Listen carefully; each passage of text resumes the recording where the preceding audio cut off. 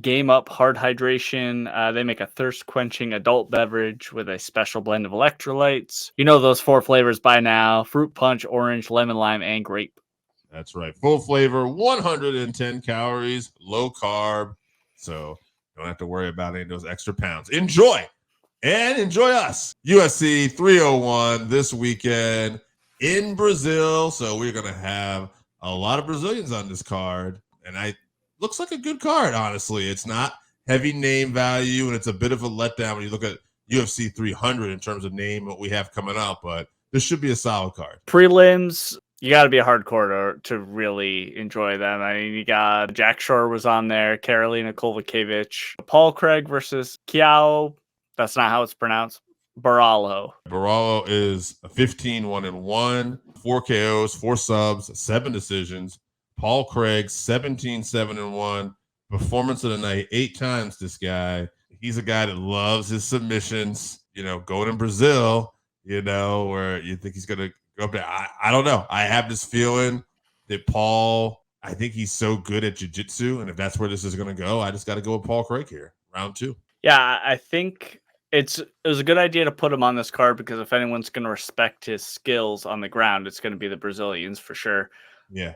But I do think that Borralha has enough intelligence on the ground and ability on the ground to nullify some of those things. And if he gets taken down, to get up before Paul jumps on his neck or puts him in a triangle or something. And on the feet, he should destroy Paul Craig. Yeah. Paul Craig, not afraid to throw a lot of kicks and all that, but he gets hit, and you don't want to get hit by Borralha. So I'm going to say Paul Craig gets TKO'd. I'll say round 2. I hope not, though. I am a Paul Craig fan. If this isn't fight of the night, I'll be shocked. But Michel Perreira and Ihor Poteiria.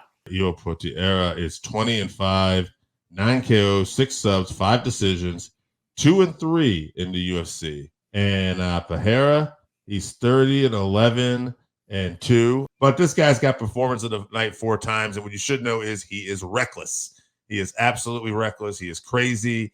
He will do rolling thunders. He will do cartwheels, capoeira kicks. He's absolutely insane. And for that reason, I'll pick him. I'll say he pulls off a Hail Mary somehow here, and he'll get a second round finish. Yeah, he's actually looked really good since going up to middleweight. I think he had a really hard time making welterweight, and his stamina is much better at middleweight. So I'm also going to pick him, but he does need to mind his P's and Q's because he can get knocked out for sure by Ihor. But I'll pick Pereira. I'll say round 1 KO. I think they just go in there and go to war.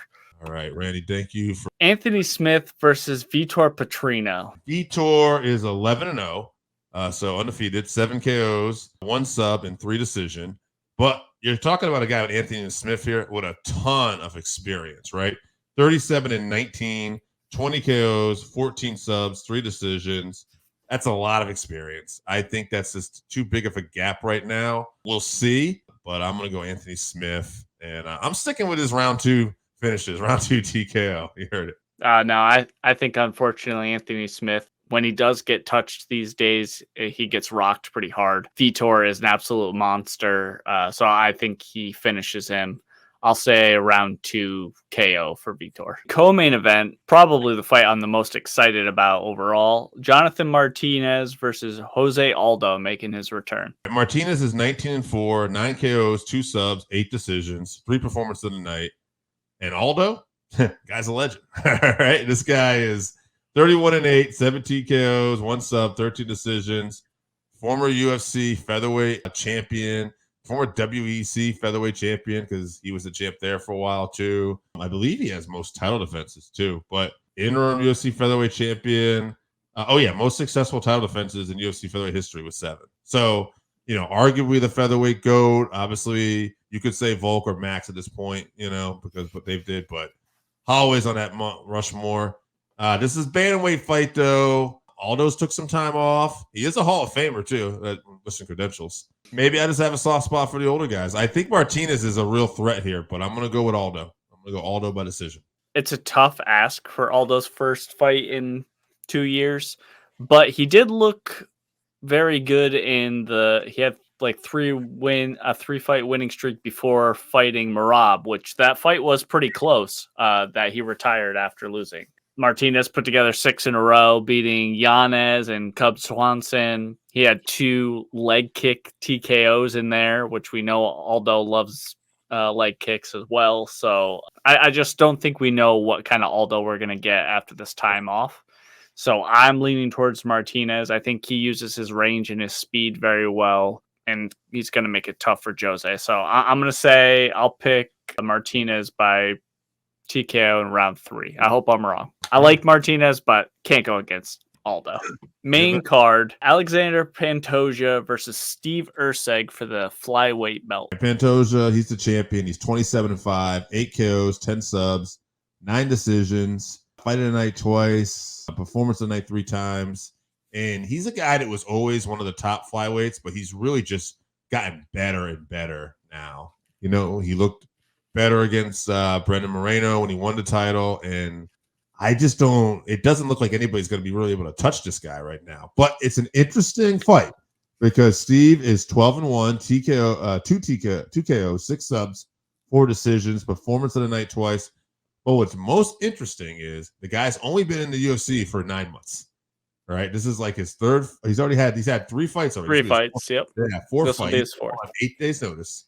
You know, I mean, what an opportunity, right? They're saying in the UFC countdown show, you know, like Pantoja was saying, it's almost like a Rocky Balboa, you know? And he had the funny line there, Erceg said, well, you know, Apollo Creed did lose there. Someone should tell him, you know?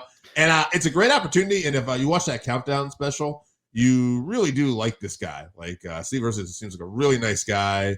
He got into MMA because he liked pro wrestling and he saw Brock Lesnar get tapped out by Frank Mir. And he was like, what the hell is this? That this guy can just do this? And so it interested him. And I'm really into seeing if he can pull this off. But I can't go against Pantoja. There's nothing here that Steve Erceg has done that says to me that he's going to be able to beat Pantoja. So I got to go Pantoja, 3rd round submission. Yeah, Pantoja has been dominant, but like we were saying before, flyweight is pretty light on names, and that is why Erceg's getting a title shot. We talked about this in our group chat, I believe, but he made his UFC debut 1 month after Bilal Muhammad, his last UFC fight, and he still got a title shot before Bilal. That's wild, but I just means I haven't seen enough from Erceg to make a confident pick. So I guess I'm with you. I'm going to pick Pantoja, but I think it goes to decision because I do think Erceg has a lot of skills.